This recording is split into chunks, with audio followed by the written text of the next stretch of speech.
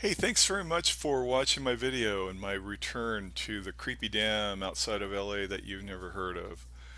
Yeah, I stumbled across this place in the summer of 2022 and it really creeped me out.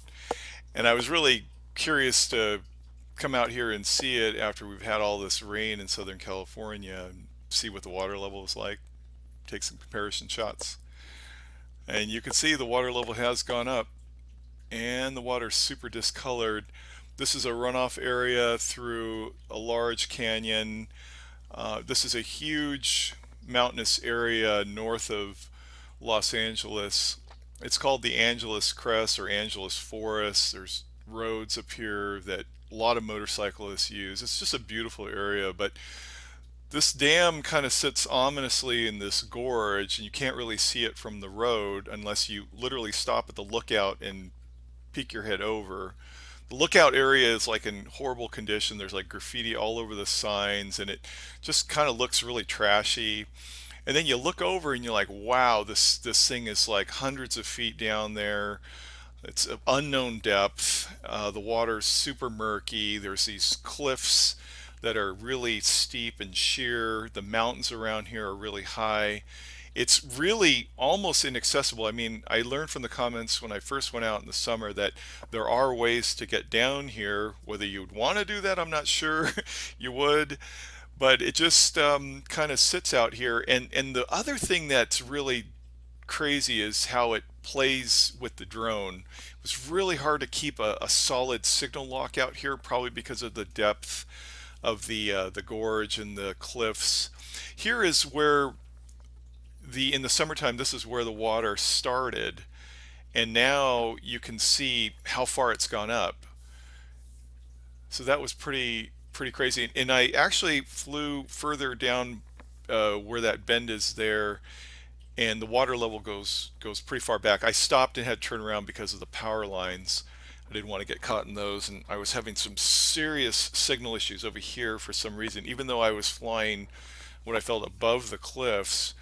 So I kept imagining like having to climb down there with my drone if I had to ditch it, like how crazy and scary that would be. So this is the area, this island here that was a point of interest for me in the summertime. When I saw this island, this was the area that really creeped me out in the island because I kept thinking, what would it be like if I got stuck out there in the middle of the night with those sheer cliffs, murky water of unknown depth?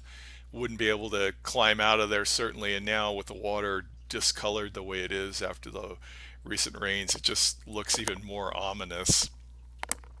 But this is such a cool place because it's not a place that you would necessarily want to visit, or it's not necessarily a tourist destination, but it really is interesting. And my opinion, it being creepy, if you disagree with that, come out here and check it out for yourself and look over the edge, and or take a drone and fly down there, and then tell me what you think. But it's a really interesting place, and it was fun to come back here, fun to be back up in the air. My drone was out of commission.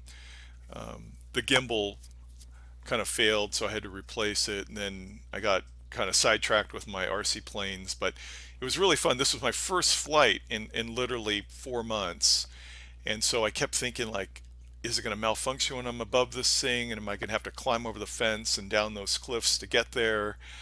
And so, but no, everything worked fine this day, and I'm excited to film some more videos and get content out on my channel a little bit more regularly. I really appreciate you taking a look, and I appreciate your comments, whether they're positive or negative. I really appreciate it. I just have a heck of a lot of fun doing this. So I wanted to fly back to the face of the dam because the interesting part of this dam is you cannot see the front of it from any place on the road. You can drive up and you don't even know it's there, like I said, unless you stop to look at the sign or stop to look over the edge. And so I wanted to see the face. That's why I flew over it in the summertime. So I wanted to come back and see what the water level is doing to the outflow.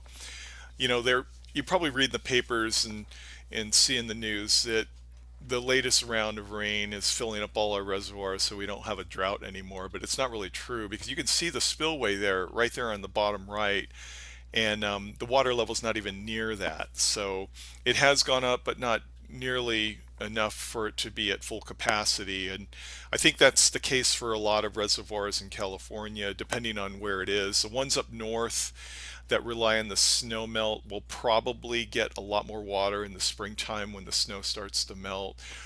This is basically all just the rain, not necessarily the snow.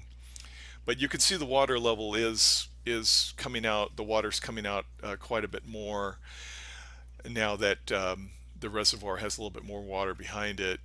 And in the summer, it was kind of interesting when I filmed this very area. I could see the water coming out, but it was really hard to tell where it was going because it would go in there and then it would it looked like it sort of disappeared, but now you can actually see the stream of water flowing out.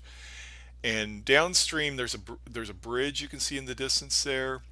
That's a kind of like a river basin that's normally dry in the summertime. There's like no water of any kind in there.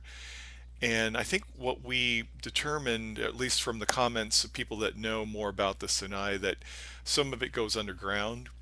But now it's enough so you actually see the water running through these riverbeds downstream. Downstream is a recreation area at a place called Hansen Dam. And when you think of a dam, you think of water being behind it, but there's really no water behind Hansen Dam. And I think it's because of this place. You know, most of the water, the runoff in the Angeles Forest kind of stays contained in this area. And I guess that's the whole point. So it doesn't go flooding down there where, you know, there are housing developments and two golf courses and a freeway. So in this case, I think it works and does its job pretty well.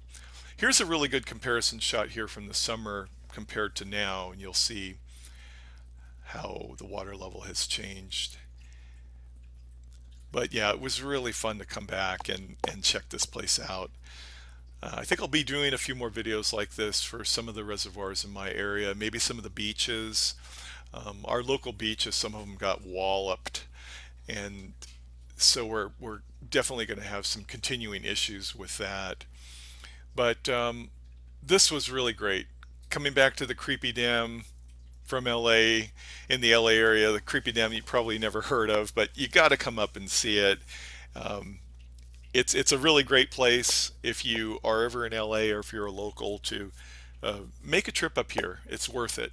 And like I said, there's a lookout point you can park and check it out and enjoy a really interesting and to me a creepy place. And thank you very much for tuning in and taking the time to watch. Appreciate it.